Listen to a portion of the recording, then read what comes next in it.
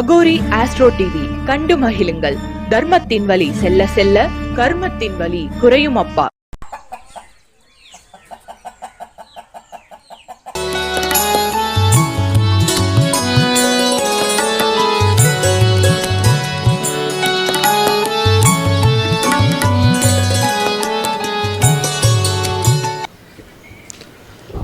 இப்பொழுது பார்த்திங்கன்னா குரு ஜோதிட ஆராய்ச்சி மையத்துடைய நிறுவனர் உயர் திரு பூதிராஜன் ஐயா அவர்கள் பார்த்திங்கன்னா வாழ்க்கையில் ஒரு மனுஷன் என்ன தான் நம்ம வாழ்க்கையில் உழைச்சாலும் அந்த உழைப்புக்கு ஏற்ற சரியான ஒரு ஊதியம் சில பேர்த்துக்கு கிடைக்கிறதில்ல. சில பேர் நல்ல ஒரு திறமசாலியாக இருப்பாங்க, மாடு மாதிரி உழைப்பாங்க, ஆனால் அந்த உழைப்பின் மூலம் ஒரு தகுந்த வருமானத்தை ஈட்ட முடியாது. அதனால் பார்த்திங்கன்னா அவங்களுடைய வாழ்க்கையில் வாழ்க்கை அடிப்படையிலிருந்து கடைசி வரைக்கும் எந்நேரம் வேலைன்னு தான் செய்வாங்களே தவிர கடைசியில் பார்த்தா எந்த ஒரு டார்கெட்டும் அவங்க பின்னாடி பேக்ரவுண்டில் ஒரு முதலீடு சொத்தோ ஒரு பணமோ இல்லை பொருளாதாரத்துலேயோ மிகப்பெரிய அளவுக்கு வளர்ச்சி காண முடியாது. அப்போ தொழிலில் ஒரு ஜாதகர் ஏன் கஷ்டப்படுறாங்க, தொழிலில் அவங்க வெற்றி பெறதுக்கு அவங்களுடைய ஜாதக நிலை எப்படி இருக்கும், அப்போ நம்ம ஒரு தொழிலை செய்யும் பொழுது நம்மளுடைய ஜாதக ரீதியாக கொஞ்சம் முன்பின் தொடர்புகள் வேறு மாதிரி இருந்தாலும் அந்த ஜாதகத்தை தொழில் ரீதியாக நம்ம எப்படி ஜெயிக்க வைக்க முடியும் அப்படிங்கக்கூடிய ஒரு அழகான ஒரு மேட்டரை தான் இன்றைக்கி நம்ம சொல்வதற்காக நம்முடைய உயர் திரு பூதிராஜன் ஐயா அவர் வந்திருக்காரு. ஐயா அவர்களை நம்மளுடைய சரவணபவ ஜோதிட அறிவாலயத்தின் சார்பாக வருக என அன்போடு வரவேற்கிறோம். அவருக்கு ஒரு சிறிய மரியாதை நிமித்தம் செய்த பிறகு அவருடைய பேச்சை இனிதே துவங்குமாறு அன்புடன் கேட்டுக்கொள்கிறேன்.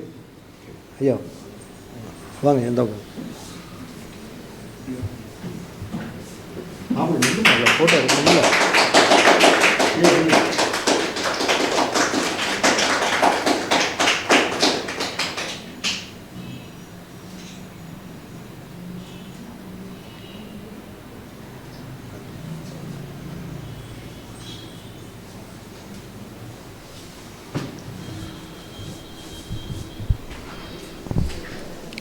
குருவே சரணம், குரு வாழ்க, குருவே துணை.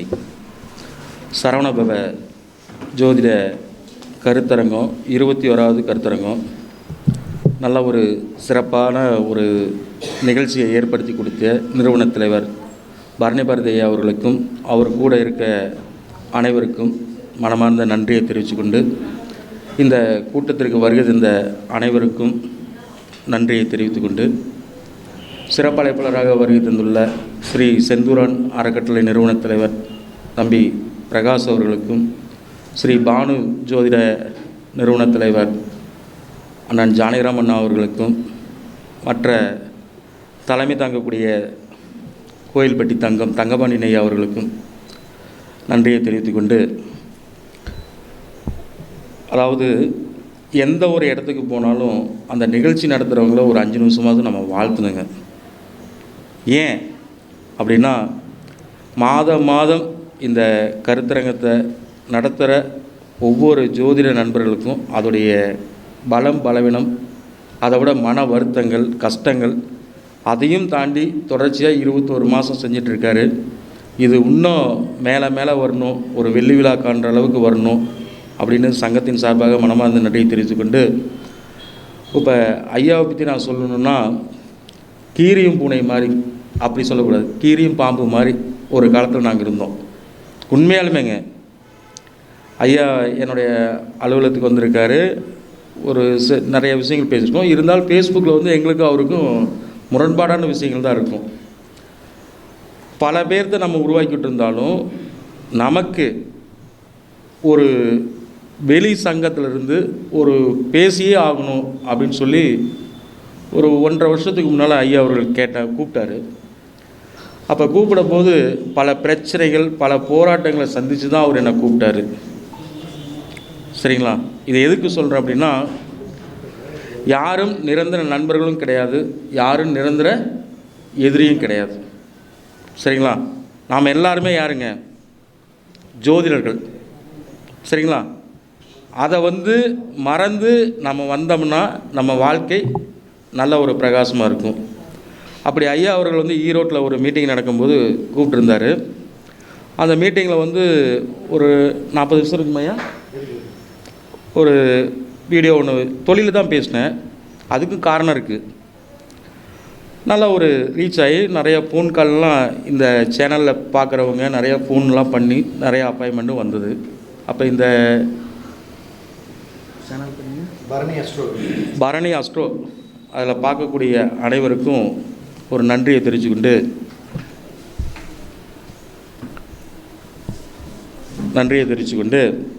இப்போ ஏன் இந்த 10ஆம் பாவகம் தொழில் ஸ்தானம் இதை எடுக்கிறோம் அப்படின்னு ஒரு காரணம் இருக்கணும்.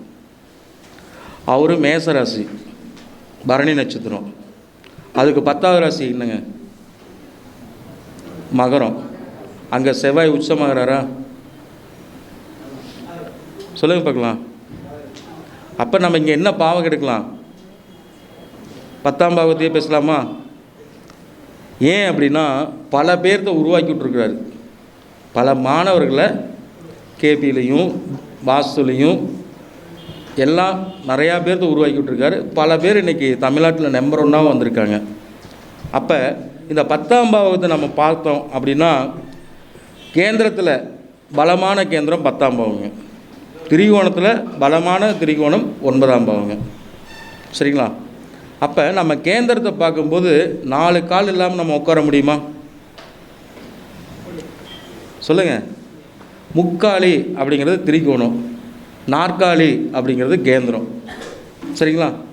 அந்த முக்காலி எதுக்கு உட்கார வைக்கணும், இந்த நாற்காலியில் எதுக்கு உட்கார வைக்கணும் அப்படிங்கிறது பார்த்திங்கன்னா இந்த 4 கேந்திரம் சேர்ந்தது தான் சிம்மாசனம். அதை நல்லா தெளிவாக தெரிஞ்சுக்கணும். 10ஆம் பாவகம் யாருக்கு யாருடைய ஜாதகத்தில் சிறப்பாக இருக்கிறாரோ அவர்கள் முதலமைச்சராகவோ பிரதமராகவோ அல்லது ஒரு தொழில் அதிபராகவோ அல்லது இன்னும் எத்தனையோ பதவி, அமைச்சர், எம்எல்ஏ, பஞ்சாயத்து தலைவர், கவுன்சிலர், இந்த அமைப்பு எல்லாமே எங்கே கிடைக்குதுன்னா 10ஆம் பாவத்தில் தான் இருக்குது.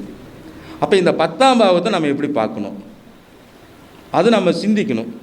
சரி, இந்த ஒரு 10ஆம் பாவத்தை மட்டும் நம்ம வச்சு, நம்ம லக்னத்துக்கு 10ஆம் பாவத்தை மட்டும் வச்சு நம்ம பார்த்துட்டே இருப்போம். நிறைய ஜோதிட நண்பர்களும் அதுதான் ஃபாலோ பண்ணுவாங்க.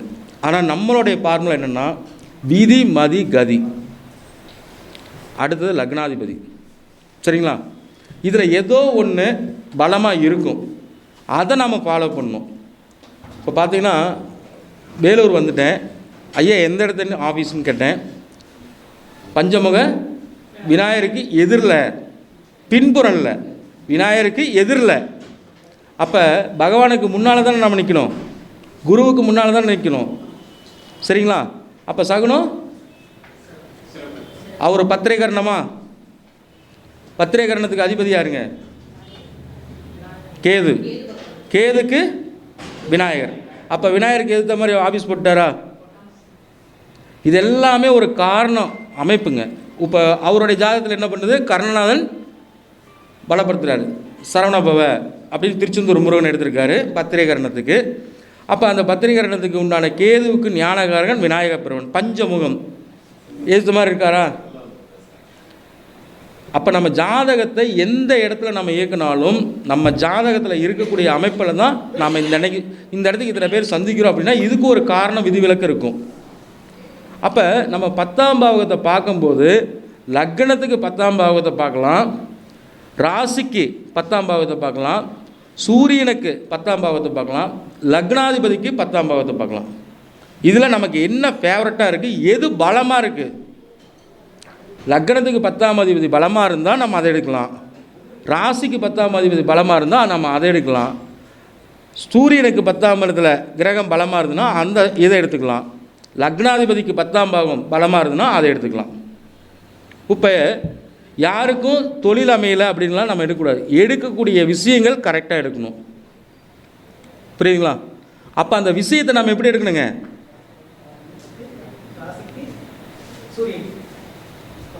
இல்லைங்க, நான் என்ன சொல்கிறேன்னா உங்கள் லக்னத்துக்கு பலம் கம்மியாக இருக்கா? பலம் கம்மியாக இருக்குன்னா எப்படி எடுக்கணும்? லக்னத்துக்கு 10ல் சூரியனோ செவ்வாயோ நின்றால் திக்பலம், கண்டிப்பாக அரசு உத்தியோகம், வேலை, அமைச்சர், எந்த பதவி வேணாலும் கிடைக்கலாம். சரி, அந்த அமைப்பு இல்லை. 10ஆம் அதிபதி லக்னத்துக்கு 10ஆம் அதிபதி கெட்டு போச்சு, லக்னத்துக்கு 10ஆம் அதிபதி கெட்டு போச்சு, அதையே நம்ம ஃபாலோ பண்ணிட்டு கெட்டுருச்சுன்னு சொல்லக்கூடாது. ராசிக்கு 10ஆம் அதிபதி பலமாக இருக்காரா? அப்போ நம்ம அதை பார்க்கணும். அப்போ ராசிக்கு 10ஆம் அதிபதி பலமாக இருந்தால் என்ன கிரகம் இருக்குது அந்த கிரகத்துடைய தொழில் எடுத்துக்கணும், அந்த தொழிலுக்கு உண்டான ஜீவனை நம்ம எடுத்துக்கணும். எல்லாத்துக்கும் ஆண்டவன் படி அளக்கிறல்ல ஜீவனம், புரியுதுங்களா? அப்போ ராசிக்கு 10ஆம் அதிபதி பலமாக இருக்காரா, ஒன்று ஆட்சியாக இருக்கணும், இல்லை உச்சமாக இருக்கணும், இல்லை திக்பலம் இருக்கணும், சரிங்களா, இல்லை குரு பார்வை இருக்கணும். அப்போ நம்ம அந்த தொழில் எடுத்து செய்யணும்னா கண்டிப்பாக அந்த தொழிலை நம்ம வெற்றி பெறலாம். இப்போ இங்கே இருக்கிறவங்க எல்லாத்துக்கும் 10ஆம் அதிபதி பலமாக இருக்குமா? ஆனால் நம்ம எல்லாருமே ஜோதிடத்துக்கு வந்திருக்கோம்ல. உங்கள் ஜாதகத்தை நீங்கள் போட்டு பாருங்கள். ஒரு ராசி கட்டத்தில் இந்த 4 நாள் தான் விதி மதி கதி, அடுத்தது லக்னாதிபதி. லக்னாதிபதினா யார்? ஜாதகர் ஜாதகி. அப்போ உங்களுக்கு 2ஆம் இடத்துல என்ன இருக்குது, 3ஆம் இடத்துல என்ன இருக்குது, 4ஆம் இடத்துல என்ன இருக்குதுன்னு பார்க்கும்போது உங்களுக்கு 10ஆம் இடத்துல என்ன கிரகம் இருக்குது, அந்த அதிபதி எங்கே இருக்குதுன்னு பாருங்கள். அதை சார்ந்து தான் நீங்கள் தொழில் அமைக்க முடியும். அதை சார்ந்து தான் தொழில் அமைக்க முடியும். அதை சார்ந்த இடத்துல தான் நீங்கள் தொழில் நிர்வாகம் செய்வீங்க. அப்போ நம்ம இதை லக்னத்துக்கு மட்டும் பேஸ் பண்ணி எத்தனையோ பேர் வெற்றி அடைஞ்சிருக்காங்க, எத்தனையோ பேர் தோல்வி அடைஞ்சிருக்காங்க. இப்போ லக்னத்துக்கு 10ஆம் அதிபதி கெட்டு போயிருக்கும், அவன் நல்ல தொழில் பண்ணி நல்ல பிஸ்னஸ் பண்ணி பல பேர்த்துக்கு வேலை கொடுத்துட்டு இருப்பான், புரியுதுங்களா? அப்போ அந்த ஜாதகத்தை நம்ம எப்படி பண்ணணும், நல்லா ஆர்கனைசேஷன் பண்ணணும். சரி, அடுத்தது இதே கான்செப்ட் அடுத்தது நம்ம பார்த்தோம்னா நட்சத்திரம். லக்னத்துக்கு 10ல் என்ன நட்சத்திரம் இருக்கும்? 3 நட்சத்திரம் இருக்கும், 9 பாதங்கள் இருக்கும். அந்த நட்சத்திர காரகம் என்ன தொழில் இருக்கோ அதில் தான் நீங்கள் இருப்பீங்க. இப்போ உதாரணத்துக்கு நீங்கள் சொல்லுங்கள் தம்பி, தனுசு லக்னம். தனுசு லக்னத்துக்கு 10ல் என்ன இருக்குது? கன்னி. சூரியன் நட்சத்திரம் இருக்கா? சந்திரனுடைய நட்சத்திரம் இருக்கா? செவ்வாயோடைய நட்சத்திரம் இருக்கா? சந்திரனுடைய உத்திரம் அஸ்ஸம் சித்திரை இருக்குது. அங்கே தானே புதன் உச்சமாகிறாரு அஸ்ஸத்தில். அப்போ நீங்கள் ஜோதிடத்துறையில் வந்துட்டீங்களா? தனுசு லக்னமாக இருந்தாலும் சரி, தனுசு ராசிக்காரங்களாக இருந்தாலும் சரி, அவங்களுக்கு ஜோதிடம் சிறப்பாக வரும்.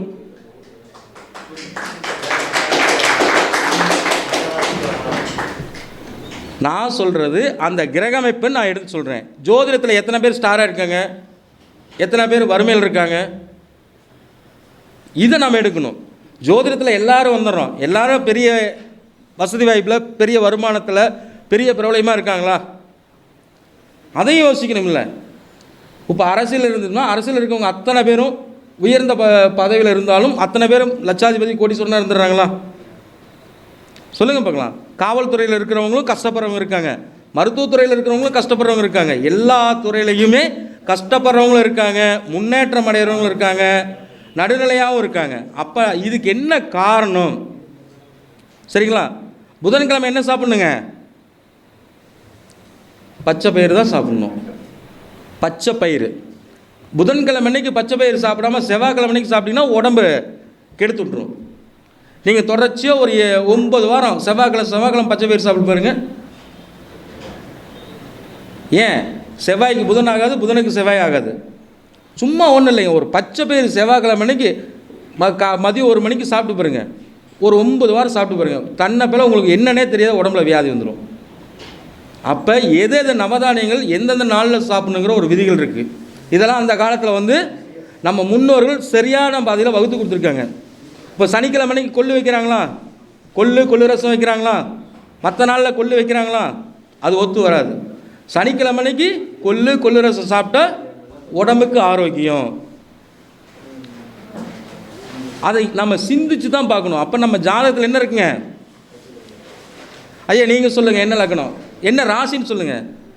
கும்பராசி. கும்பராசிக்கு 10ல் என்ன இருக்குங்க? துளாராசி. துளாராசியில் சனி பகவான் உச்சமாகிறாரா? என்ன வேலை செய்கிறீங்க?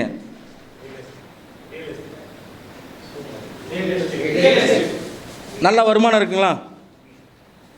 எப்படி வருது? உங்களுக்கு செவ்வாயோடைய நட்சத்திரம் இருக்குங்கய்யா, சுவாதி ராகுவோடைய நட்சத்திரம் இருக்குங்க, விசாகம் குருவோடைய நட்சத்திரம் இருக்குங்க. அப்போ விசாகம் குருங்கிறது தனம், ஃபைனான்ஸு, சுவாதி விற்பனை, செவ்வாய் பூமி. ஓகேங்களா? இடம் வாங்கி தான் விற்கிறீங்க, கமிஷனுக்கு தான் வாங்கி விற்கிறீங்க. சரிங்களா? இப்படி நம்ம வந்து எடுக்கணும். ராசிக்கே எடுக்கலாங்கய்யா. அந்த காரகம் இல்லாமல் நம்ம எந்த ஒரு தொழிலையும் இயற்கையாக நம்மளால் செய்ய முடியாது. இன்றைக்கி வேலூரில் பஞ்சமுக விநாயகர் கோயிலுக்கு எதிர்த்த இந்த தேதியில் நம்ம நிற்கிறோம்னா அதுக்கு ஒரு காரணம் இருக்கும். அவர் பத்திரை கரணம், நான் சொல்லிட்டேன்ல, பத்திரை கரணத்துக்கு கேது, கேதுவுக்கு அதிபதி விநாயகர், விநாயகருக்கு எதிர்த்த மாதிரி இருக்கார். பின்னால் இருந்தால் தான் தப்பு, எதிர்த்த மாதிரி தான் போட்டிருக்காரு. அப்போ இந்த இடத்த தொழில் அமையணும், இந்த திசா புத்தியில் அவருக்கு அமையணும், இந்த இடத்துல தான் ஆஃபீஸ் இருக்கணும் அப்படின்னு அவருக்கு ஒரு அமைப்பு இருக்குங்காட்டி தானே அவர் அமைச்சார். அப்போ நம்ம ஜாதகத்தை எப்படி பார்க்கணும் அப்படின்னா, இந்த விதிமதி கதையை எடுத்து நம்ம தொழில் அமைச்சுக்கிட்டோம்னா சிறப்பாக இருக்கும். இப்போ நம்ம ஐயா இருக்கார், என்ன ராசிங்கய்யா? மீனராசிக்கு 10ல் என்னங்க இருக்குது?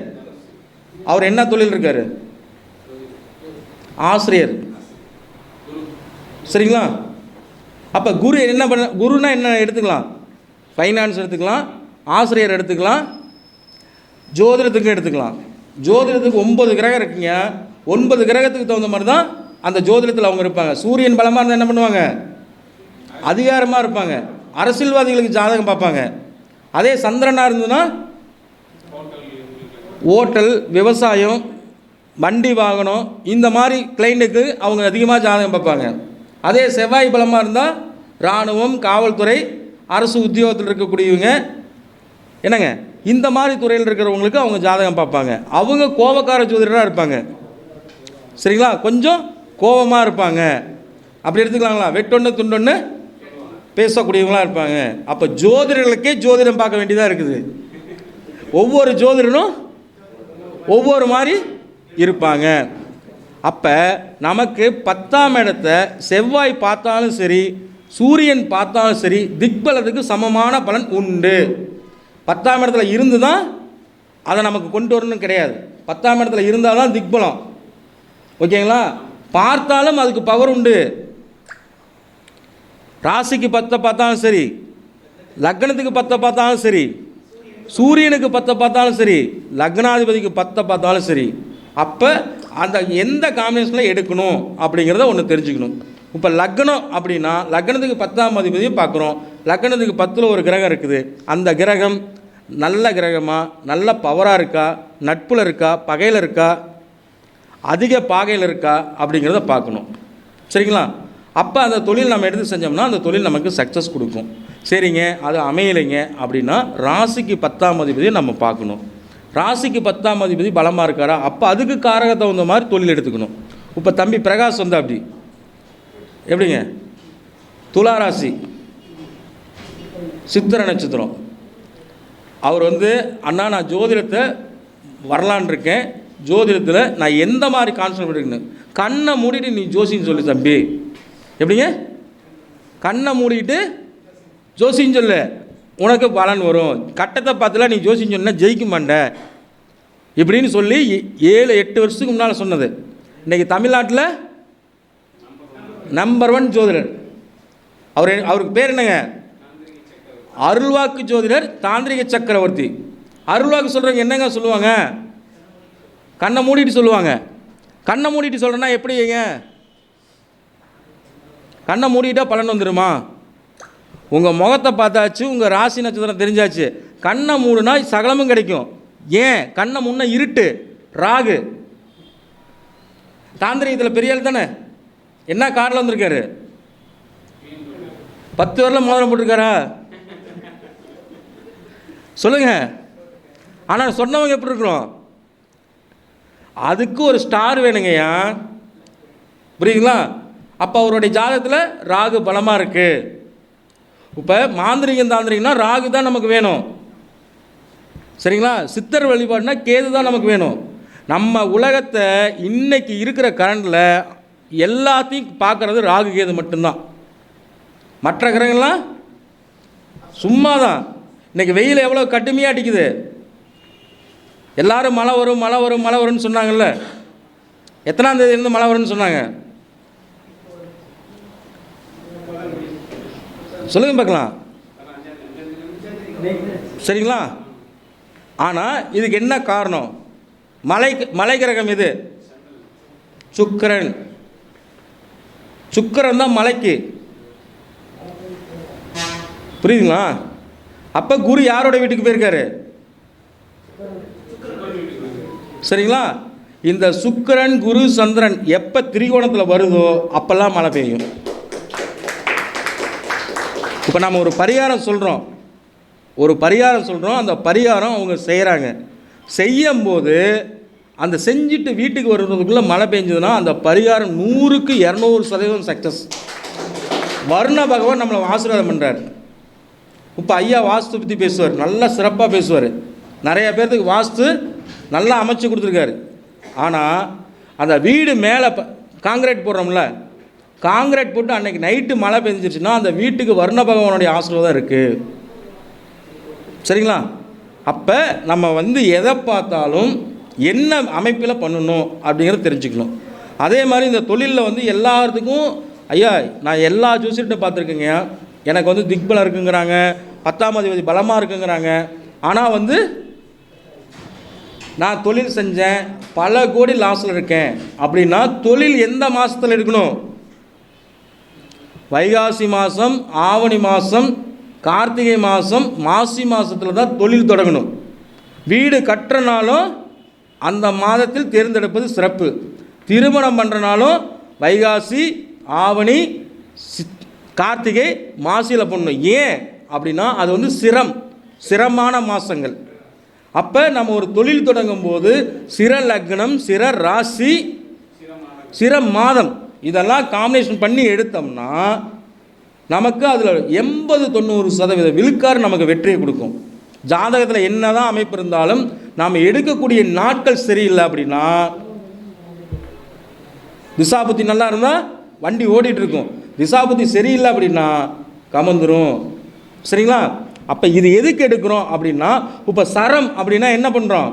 கார் வாங்கிறது, ட்ராவல் பண்ணுறது, இதெல்லாம் எடுத்துக்கலாம். உபயம் அப்படின்னா அந்த உபய மாதம், உபய லக்னம், உபய ராசியில் எதுக்கு எடுத்துக்கணும்? வீட்டுக்கு வேணுங்கக்கூடிய பொருள் நமக்கு உபயோகப்படுறதெல்லாம் வாங்கிக்கணும். அப்போ நம்ம எதை எப்படி எடுக்கணும்னு தெரிஞ்சுக்கிட்டுமா? அப்போ தொழில் தொடங்கணும்னா நம்ம என்ன மாதத்தில் தொடங்கணும்? அதுவும் கார்த்திகை மாதத்தில் 15 நாள் அந்த தீபத்துக்கு முன்னால் பௌர்ணமிக்குள்ளே நம்ம தொழில் தொடங்கிக்கணும். தீபம் முடிஞ்சிருச்சுன்னா திருமணமோ தொழிலில் தொடங்கக்கூடாது. சரிங்களா? அடுத்தது மாசியில் தான் தொடங்கணும். அப்போ நம்ம ஒவ்வொரு மாதத்தையும் எடுக்கும்போது கண்டிப்பாக இதெல்லாம் நம்ம ஃபாலோ பண்ணணும். சரி ஐயா நான் இது தெரியாமல் செஞ்சுட்டேன், என் ஜாதகத்தில் எல்லா அமைப்பு இருக்குது, நான் தெரியாமல் செஞ்சுட்டேன் அப்படின்னா அந்த சிர மாதம் வரக்கூடிய நாட்களில், சரிங்களா, அந்த சிர மாதம் வரக்கூடிய நாட்களில், சிர லக்னம் வரக்கூடிய நாட்களில், சிர ராசியில் வர மாதிரி அந்த மாதிரி ஒரு டேபிள்லாம் மாற்றி ஆல்ட்ரு பண்ணி அமைச்சிக்கிட்டோம்னா நமக்கு வெற்றியை கொடுக்கும். சரிங்களா? இதில் ஏதாவது சந்தேகம் இருக்குங்களா? நீங்கள் என்ன ராசிங்கம்மா?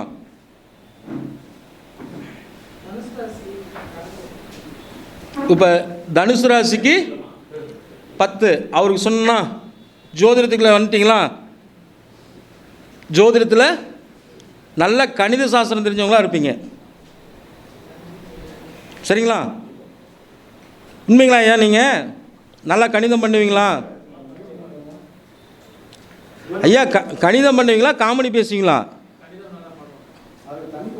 சொல்லுங்க பார்க்கலாம். எழுத்து நல்லா அழகாக இருக்குமா ஐயா? புதன்னா எழுத்து அழகாக இருக்காமா உங்கள் எழுத்து?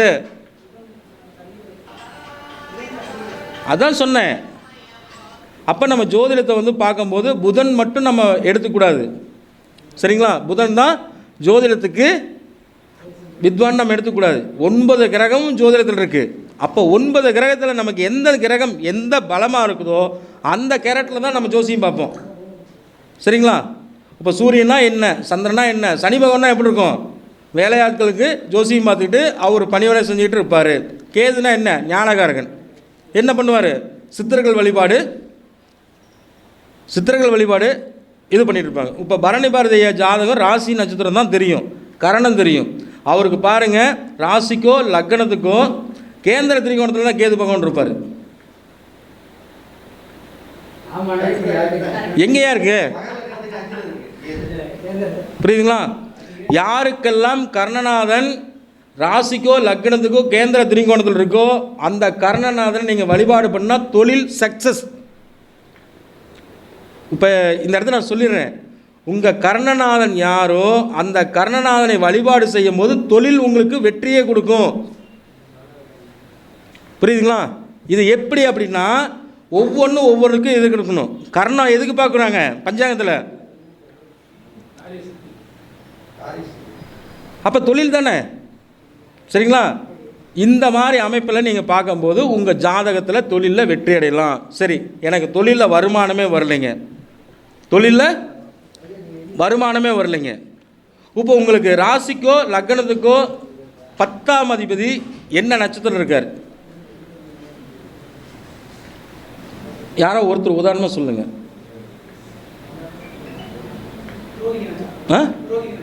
ரோகிணி நட்சத்திரம் யார் இருக்காங்க?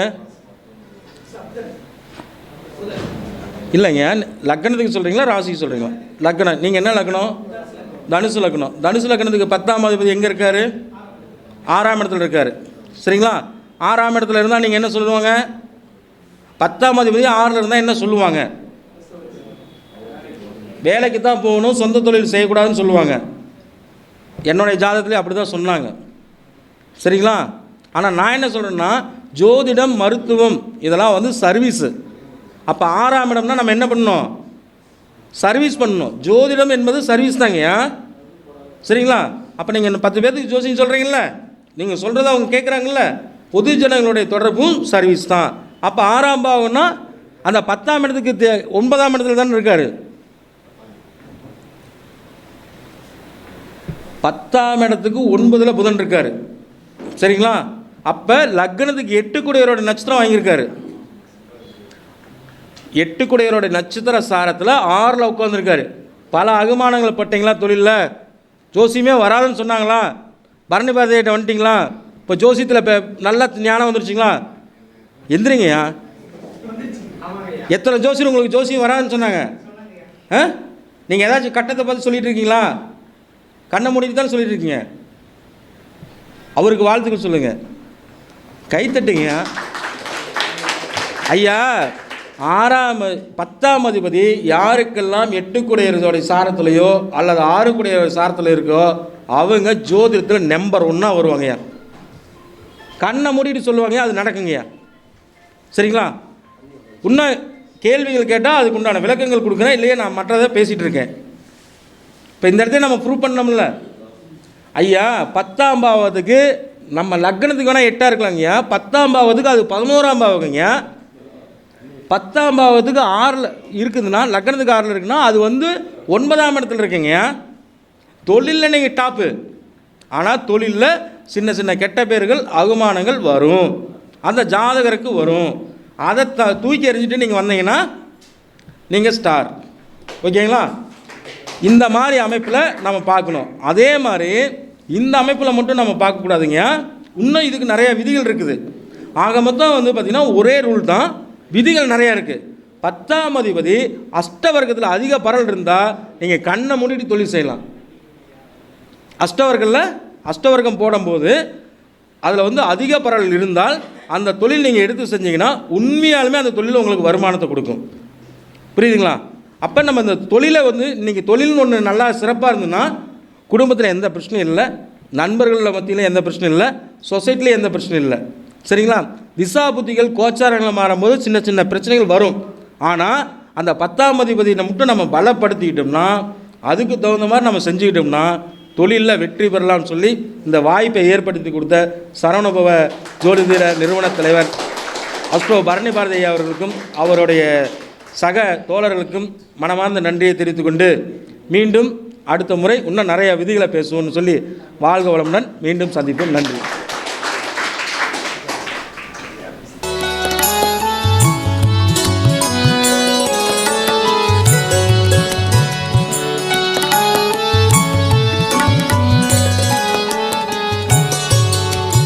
அகோரி ஆஸ்ட்ரோ டிவி கண்டு மகிழுங்கள். தர்மத்தின் வழி செல்ல செல்ல கர்மத்தின் வழி குறையும் அப்பா.